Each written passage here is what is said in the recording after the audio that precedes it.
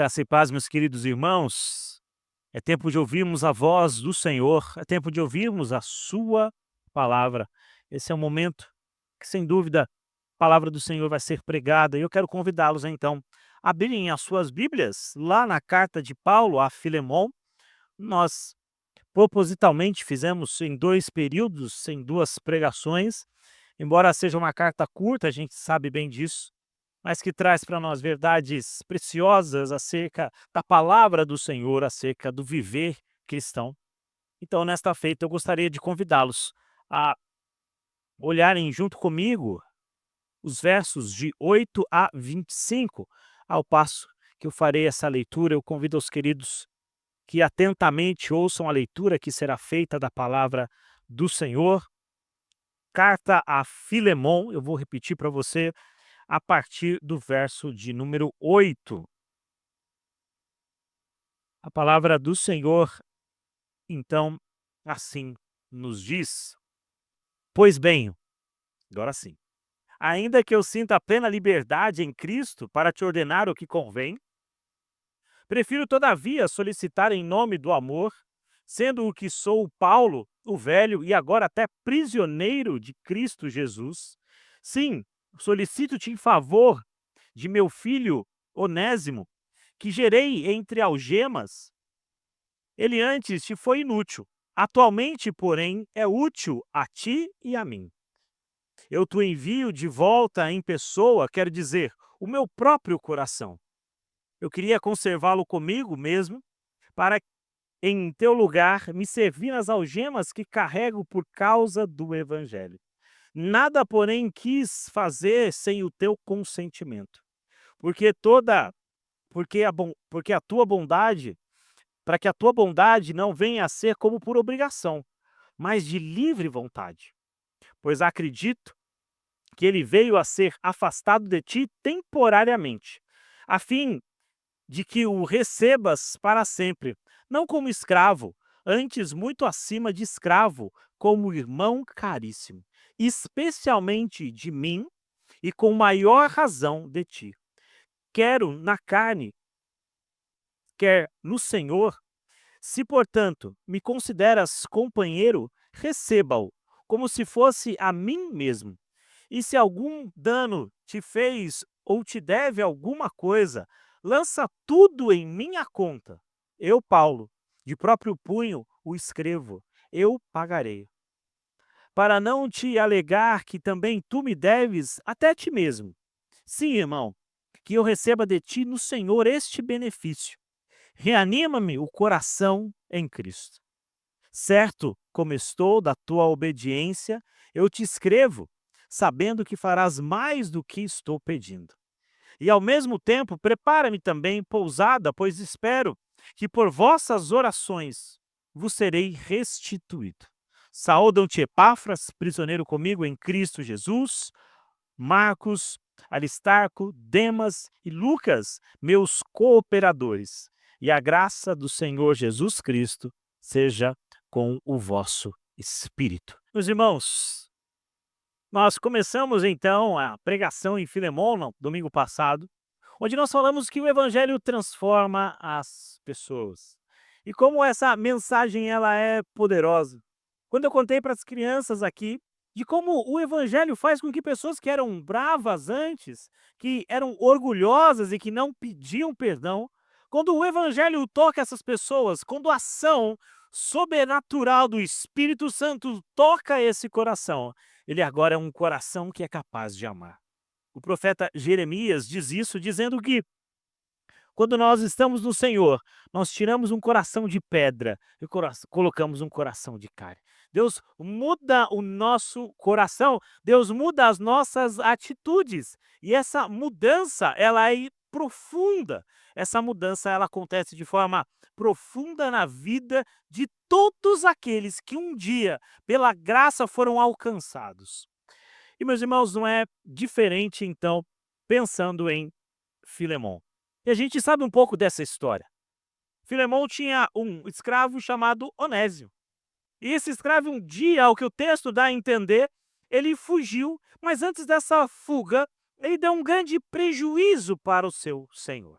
E ele então foi até Roma, onde ele achava que poderia se esconder lá, já que era uma grande metrópole, certamente as pessoas não o conheceriam lá.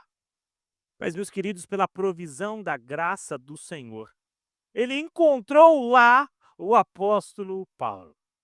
A gente não sabe bem como ou onde necessariamente, mas lá eles se encontraram. Certamente, talvez, quem sabe na prisão, e Paulo prega então o evangelho a Onésimo, que agora vem a ser também alguém que é de Cristo Jesus. Outrora fugitivo, mas agora, outrora escravo, mas agora escravo de Cristo Jesus. E essa história então de conversão se dá. Só que Paulo diz: há aqui uma coisa, Onésimo, que você precisa fazer. Você precisa voltar até lá. Você precisa do perdão. Você precisa da reconciliação. Portanto, irmãos, o caminho da reconciliação é um caminho que eu e você devemos tratar nas nossas vidas. Como crentes, nós não podemos ser aqueles que não perdoam, aqueles que ficam sem falar uns com os outros, ou aqueles que não se importam uns com os outros. Nós somos transformados. E é por isso que, nesta noite, eu quero falar sobre esse tema: transformados para receber e perdoar. Transformados para receber e para perdoar. Irmãos, a partir do verso 8, Paulo, então, depois de ter se apresentado, como nós vimos antes, depois de ter falado sobre a sua mudança, mas também a mudança de Filemão, Paulo agora faz um apelo.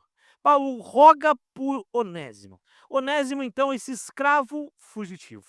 Alguns estudiosos entendem que lá em Roma viviam cerca de mais ou menos 6 milhões de escravos. Havia inclusive um provérbio até estranho, mas que ilustra essa relação conflituosa de escravidão de servo e senhor, que dizia assim: o número de escravos é o número de inimigos. Ou seja, não se tinha uma certa relação prazerosa entre esses dois. Os escravos, ao que os textos nos dizem, eles poderiam custar de 500 denários até 50 mil denários, a depender das suas qualificações para trabalho e afim. É claro que é muito difícil converter isso para os dias de hoje, mas se um denário é mais ou menos um salário de um dia, e se a gente pensar que o salário mínimo é o salário do mês, talvez a gente chegaria no valor em torno de 4 a 400 mil reais. Então, meus irmãos, mas eu queria pensar e queria que os irmãos entendessem que a escravidão, naquele tempo, ela não era ou não tinha essas características que nós conhecemos. E quando nós tratamos do livro de Filemão, ou melhor dizendo, da carta de Paulo a Filemão, nós não podemos passar aqui sem responder a esse tema sobre a escravidão. Ou pensar como ela, de alguma forma, e como o cristianismo influenciou para que a escravidão acabasse. E eu falo isso, irmãos, porque nós vivemos num país que viveu uma história muito triste acerca a respeito disso, há anos atrás. Se nós pensarmos que em 3 de maio de 1888, a princesa Isabel assinou a Lei Áurea, nós estamos falando de uma data que não é tão longe de nós. Embora para nós pareça ser muito longe, mas algo que, de alguma forma, talvez os nossos bisavós, para quem os tem vivos, talvez vislumbraram ou pensaram alguma coisa dessa natureza. Se você pensar que a Igreja Presbiteriana do Brasil foi fundada em 1859, é de entender então que talvez em algum momento esse também seja um problema que a igreja enfrentou. Mas, meus irmãos, a escravidão do primeiro século, ela não tem muita relação necessariamente com essa que nós conhecemos de forma um pouco mais contemporânea. A escravidão, estima-se então que de 85% a 90% dos habitantes de Roma ou da península da Itália, eles eram escravos ou escravas. Mas os escravos lá, eles recebiam e tinham alguns direitos. Podiam, por exemplo, esperar a sua liberdade quando chegasse aos 30 anos. Eles muitas vezes eram empregados domésticos de confiança, podiam ser professores, bibliotecários, contadores, administradores, enfim. Mas mesmo assim, irmãos, isso não quer dizer que tal ato ele seja aceitável. É claro que o Antigo Testamento, aliás, o Novo Testamento, ele não tem uma ordem enfática de condenação acerca disso. Mas ele também não considera essa prática uma prática boa, uma vez que a palavra de Deus diz que todos nós somos iguais. E em defesa do evangelho, Paulo aqui certamente dá um dos primeiros passos ao longo da história para que essa relação deixasse de existir, para que Filemão e para que Onésio entendesse que eles não têm aqui uma relação de servo e senhor, mas eles têm aqui uma relação de irmandade. E o cristianismo, ao longo da história, foi crucial para que essa atrocidade acabasse no meio do povo, no meio de todos os lugares por onde passou. Porque, irmãos, assim como eu disse no início, o evangelho, ele transforma as nossas relações. Tanto é, irmãos, que quando Paulo fala para Filemão, e Paulo podia, de certa forma, ordenar a Filemão, falando: Filemão, eu ordeno a você que libere Onésimo, que solte, que deixe-o à liberdade, porque ele agora será o meu servo. Paulo tinha autoridade para falar isso, porque Paulo, além de conhecer Filemão, possivelmente foi o seu pai espiritual. Mas nota, irmãos, que ao invés de pensar isso, ele prefere, todavia, diz o texto, solicitar que isso aconteça. E essa palavra aqui no texto ela é muito importante, porque solicitar está dentro da ideia, tem um campo semântico maior de significado, que significa rogar, encorajar e até em algum momento exortar. Paulo, então, meus irmãos, ele desde o princípio ele já disse que ele não está aqui para exercer a sua autoridade, mas para falar em nome do amor cristão. Quando ele se apresenta nessa carta, nós lemos lá no verso 1, e eu peço que você acompanhe comigo novamente, deixe a sua Bíblia aberta. Ele não se apresenta como o apóstolo, notem, ele diz: Paulo o quê? Prisioneiro de Cristo Jesus. Ou seja, Paulo não está rogando como alguém superior. Paulo não está rogando como alguém que tem autoridade, ele o tinha por ser apóstolo, mas ele roga aqui, ele pede aqui como irmão em Cristo Jesus. Ele diz isso para nós quando ele diz: prefiro rogar. Enfatizando, meus irmãos, que a sua abordagem é uma abordagem de amor. Enfatizando que a sua abordagem é de humildade. Em vez de autoridade, ele usa da compaixão. Notem que Paulo diz não é uma imposição, mas é sim um apelo. E quando Paulo então faz esse apelo, ele começa dando para nós aqui 5 motivos pelos quais ele faz este apelo. 5 razões pelas quais ele está nesse momento pedindo, clamando a Filemão pela liberdade de Onésimo.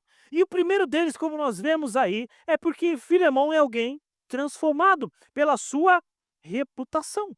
Irmãos, quando nós lemos essa carta, nós vemos que Filemão era alguém crente de verdade. Era alguém que animava a outras pessoas. E eu disse isso no domingo passado, e é bom nós repetirmos aqui mais uma vez. Precisamos de gente que anime uns aos outros. Nós precisamos de alguém que abrace o nosso presidente de sociedade e diga: olha, eu sei que o trabalho é complicado, que é área difícil, mas eu quero dizer para você que eu estou aqui para te ajudar. Que eu estou aqui para o que der e vier. Eu preciso que existam pessoas que abracem os nossos diáconos e dizem: irmão, eu sei que muitas vezes as pessoas não veem o seu trabalho, mas eu estou aqui para abraçar você. E olha, na semana eu oro pelo seu ministério. Preciso de pessoas que olhem para os presbíteros aqui e abracem. Lembre que muitas vezes eles deixam tempo com a sua família para reuniões e para pensar e planejar. Nós precisamos de irmãos e irmãs que encorajem uns aos outros. E Paulo apela então para esse sentimento. Paulo apela então para esse adjetivo. Paulo apela então para esse atributo de Filemão. Filemão, você anima tanta gente. Você é alguém de grandiosidade. Aliás, você já fez isso comigo. E o que dá a entender é que a amizade que Paulo tinha com Filemão era tal que Paulo se hospedava na casa dele em alguns momentos. E como Filemão hospedava na sua casa uma igreja, é bem possível que Paulo em alguns momentos tenha pregado na casa de Filemão. Tenha dividido com Filemão a palavra do Senhor. E é por isso que Paulo diz: pela sua reputação, Filemão, pelo seu cristianismo, pelo caráter que Deus tem moldado em você, é que eu rogo. Mas notem que essa é a primeira. E se eu disse que são 5, a segunda é porque Filemon foi uma bênção na vida do apóstolo Paulo. Filemon foi alguém que foi usado por Deus para abençoar a vida do apóstolo Paulo. Alguns estudiosos dizem que Paulo tinha ali na casa dos 60 anos quando ele escreve essa carta. É claro que é muito difícil fechar uma data, mas 60 anos, meus irmãos, para aquele momento ou para aquele tempo, já é uma idade muito avançada. Hoje, graças a Deus, nós temos irmãos já que passaram dos 60 e ainda estão animados, não é verdade? E ainda têm vigor para muita coisa, para o trabalho e tantas outras. Mas naquele tempo, sem dúvida, 60 anos era uma idade muito complicada. Paulo já havia atravessado, feito viagens, passado por apedrejamento, tinha o chamado espinho na carne, então para ele era muito complicado e difícil. Mas quando Paulo chega à casa de Filemão, ele encontra ali alguém que o recebe. E é interessante, meus irmãos, pensar que quando nós olhamos as características de um bom líder, lá dados por Paulo a Timóteo e Tito, ele diz que um bom líder é aquele que tem capacidade do quê, meus irmãos? De ser hospitaleiro. É interessante essa palavra, né? Inclusive a palavra que dá origem à ideia do hospital, né? Ao lugar onde você vai para ter cuidados. Mas hospitaleiro é aquele que recebe. Mas não é aquele que recebe murmurando. Sabe quando às vezes você recebe alguém da sua família meio que, não vai embora nunca? Não, é aquele que recebe com alegria. Ele está feliz porque ele recebeu alguém que ele amava. Ele está feliz porque ele recebeu alguém do qual ele podia compartilhar da palavra de Deus, que ia edificar a sua casa, que ia edificar o seu lar. Irmãos, como nós temos visto pela graça do Senhor experiências maravilhosas como essa. E eu já disse que às vezes a gente viaja e vai para uma outra igreja, nós conhecemos irmãos lá e parece-nos até que nós já nos conhecemos há tempo, parece que os assuntos se batem, nós somos bem recebidos em outras casas, nós somos bem recebidos em outras igrejas, nós somos bem recebidos em outras comunidades de fé. E não é à toa que em poucos instantes nós já somos de casa, não é verdade?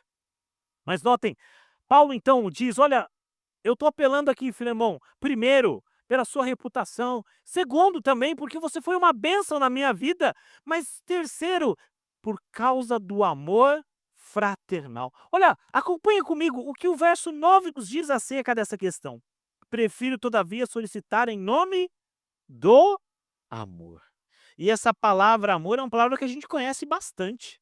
Inclusive, grupos de música, enfim, ganham esse nome. A palavra é a palavra ágape. Lembra dessa palavra? É aquela ideia do amor abnegado. É a mesma palavra que muitas vezes Deus usa para dizer que nos ama.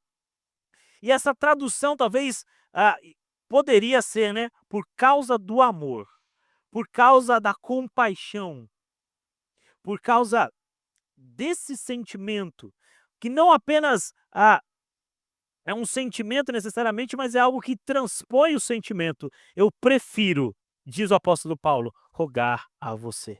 É para destacar, meus irmãos, a natureza do apelo. Não é apenas um amor de sentimento, mas é o amor sacrificial. É o amor incondicional. E é esse amor que nós precisamos ter para exercer o perdão. Quando nós não temos esse amor para exercer o perdão, nós produzimos frases como aquela, eu perdoo, mas não esqueço. O amor incondicional ele não está muito preocupado com o que vem de lá. Ele está preocupado com o que sai daqui. Ele está muito preocupado com o que ele vai receber após isso. Mas ele está preocupado em dar o melhor que ele pode. E Paulo, então, roga por esse amor. Ele roga por o amor que não mede sacrifícios, mas por um amor que tem a capacidade de perdoar. E é interessante aqui o quarto argumento dele, e diz por que ele está rogando, e ele está dizendo, sabe por quê? Porque além de tudo isso, eu quero dizer para você que Onésio foi útil. Ou seja, Onésio havia sido inútil em algum momento da vida de Filemon, mas agora ele está sendo útil. E é interessante pensar porque a própria palavra, ou o nome Onésimo, significa útil. É claro que na tradução a gente não consegue pegar essa ideia, mas ele está dizendo aqui, Onésimo inútil, Onésio, Onésio, Onésio. Ou seja, o que era antes um não Onésio, agora é um Onésimo.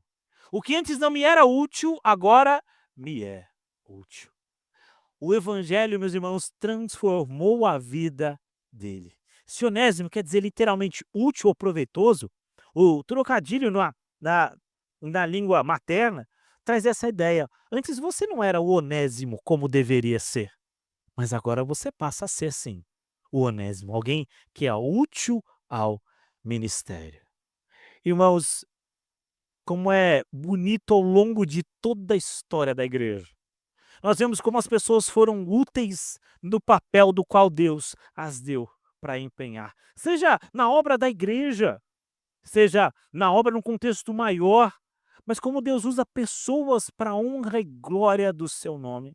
E é o mais interessante pensar que ao longo de 2000 anos de cristianismo, tem muitas pessoas que, sem dúvida, meus irmãos, labutaram para que nós estivéssemos aqui hoje. Pessoas das quais nós não temos sequer um nome para poder agradecer a elas por isso. Homens que a gente nem conheceu. Pessoas, inclusive, de outras nações, mas que foram bênçãos, que foram úteis no reino de Deus. Por isso, meus irmãos, a minha oração é para que eu e você também sejamos úteis na obra do Senhor. Para que eu e você também sejamos pessoas úteis. Para que quando o Senhor nos chamar, nós ah, olharemos para a nossa vida e pensaremos assim: eu combati o bom combate, eu completei a carreira, eu guardei a fé. Eu fiz o que Deus colocou na minha mão para fazer e fiz no melhor que eu pude fazer. Irmãos, Deus não nos chamou para sermos inúteis na obra do Senhor, mas para sermos onésimos, para sermos úteis na obra do Senhor. E o quinto argumento aqui é que tudo aconteceu para que a glória do Senhor se manifestasse. Irmãos, eu tenho dito isso sempre, que às vezes nós não entendemos algumas causas, não entendemos muitas vezes o porquê do nosso sofrimento. Ou por que coisas que nós achamos ruins acontecem conosco. E possivelmente, meus irmãos, Onésimo foi assim. Se nós olharmos para o texto, nós vamos ver que certamente Filemão havia ficado chateado. Chateado pelo prejuízo causado, chateado pela forma com que foi tratado, chateado por todo o que aconteceu. Mas Paulo agora convida a Filemão a olhar toda essa história, triste para ele, é claro, mas olhar com os olhos da fé, onde ele vê que tudo isso foi necessário para que o evangelho alcançasse o coração daquele homem. Foi necessário para que o evangelho chegasse até ele.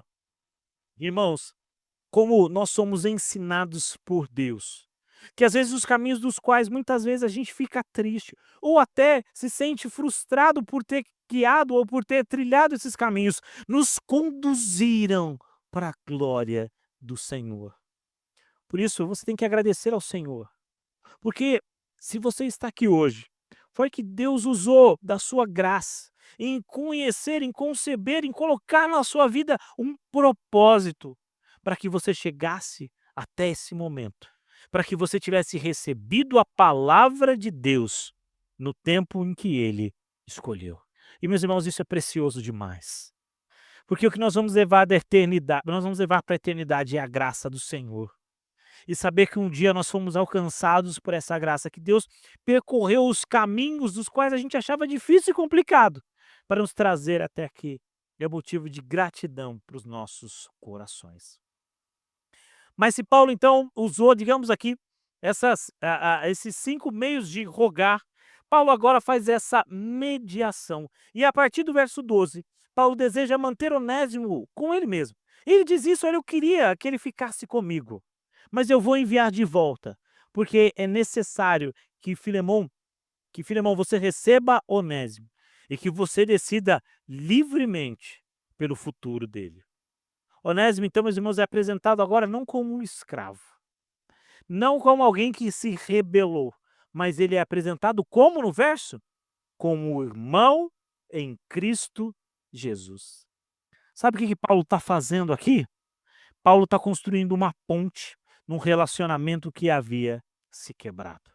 Paulo está sendo usado aqui para trazer, para promover a paz. E, irmãos, olhando para esse momento, a aplicação que eu não posso deixar de fazer é de que nós, como crentes, como filhos de Deus, nós somos chamados para ser os promotores da paz. Nós somos chamados não para guerrear, claro, guerrear contra o espírito sim, mas para semear a paz entre as pessoas. Irmãos, como Deus usa a vida de Paulo para isso. Paulo roga por alguém que errou. E essa pessoa vai receber no momento oportuno o quê? O perdão. E Deus pode nos usar para isso também. Para quem sabe conciliar um parente seu que não fala mais com o outro. Para conciliar, de repente, um irmão que não fala mais com a mãe, com o seu irmão que não fala mais com a sua mãe. De conciliar, às vezes, um casal que começou uma crise e que agora começa a pensar em divórcio e separação. Deus nos chama, meus irmãos, para sermos promotores desta paz. E sabe por que, meus irmãos, nos chama para isso? Porque isso reflete o caráter de Jesus Cristo. O compromisso de reconciliação que Paulo nos diz aqui é um compromisso que espelha para nós o compromisso que Cristo fez conosco. Porque nós estávamos longe dos caminhos de Deus. A palavra de Deus nos diz que nós éramos inimigos de Deus, mas Jesus Cristo veio para construir uma ponte. Jesus veio para construir agora, novamente, para restabelecer o que o pecado quebrou. Jesus, então, restabelece. E a cruz, meus irmãos, é o momento da reconciliação. A cruz aponta para o perdão. A cruz aponta para a paz entre Deus e os seus filhos. Deus e aqueles a quem ele criou, que agora não são só criaturas, mas passam agora a ser família do Senhor. Passam agora a ser filhos de Deus. Paulo, então, agora se compromete a pagar qualquer dívida de Onésimo. Olha como Paulo se coloca aqui, diz o seguinte: olha, filho irmão, se alguma coisa aconteceu, se algum prejuízo, agora, ó, tá no meu nome. Se ele quebrou, se ele roubou, não se preocupa. Essa dívida aí, seja o valor que ela tem agora, tá no meu nome. Quando Jesus Cristo, meus irmãos, foi pregado na cruz, numa das suas últimas palavras, ele disse: está consumado. E o que significa isso? Está pago. Era muito comum naquele tempo em que as dívidas, em que eu subscrevesse alguma dívida, eu assinava uma espécie de nota promissória e aquilo então era contra mim até o momento que eu pagasse. No momento então que eu pagasse, eu colocaria ali "tá pago" e colocaria aquilo no mais alto que eu pudesse. E foi justamente isso que Cristo fez na cruz por nós. Ele olhou para nós e disse: a dívida que era contra vocês, agora está pago. O que era contra vocês foi pago na cruz do Calvário.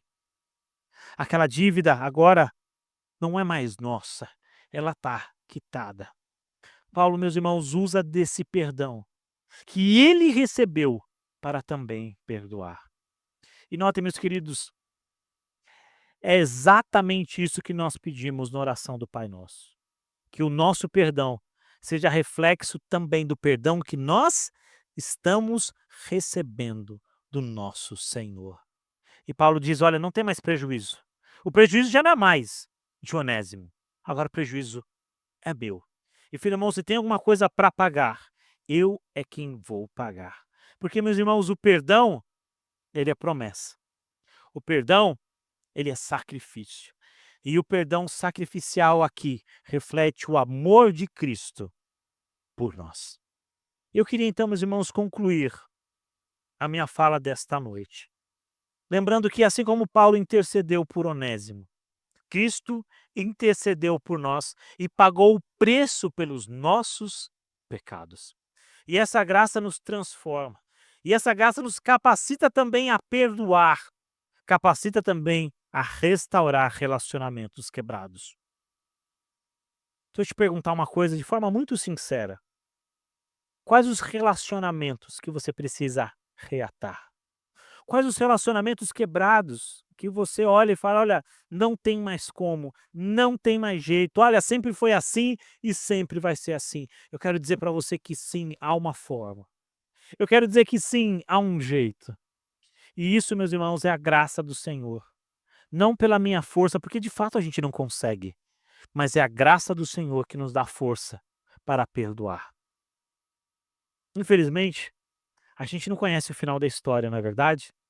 A gente gostaria de saber como foi a entrega da carta até Filemon. O que que Filemon falou para Onésimo? O que que Onésimo falou para Filemon? O que aconteceu depois? A reconciliação? Onésimo, será que volta a trabalhar com Paulo? A gente não sabe aí todo o enredo dessa história. Mas o que nós sabemos é que a graça de Deus conduziu para que tudo isso acontecesse. E, portanto, meus irmãos, é a graça do Senhor também que conduz as nossas vidas. Sabe, embora eu não saiba o final, eu me calo quando a Bíblia se cala, mas nós podemos ter um final de graça e um final gracioso. Quando nós olhamos para esse texto, entendemos que essa mesma graça que operou na vida de Paulo, Filemão e Onésimo é a mesma graça que opera hoje, 2000 anos depois, no nosso coração. Que Deus nos dê, meus irmãos, a capacidade de um amor sacrificial. Que Deus nos dê a capacidade de promover a paz. Que Deus nos dê sempre a capacidade de sermos transformados pelo evangelho de Cristo Jesus. Que Deus nos abençoe.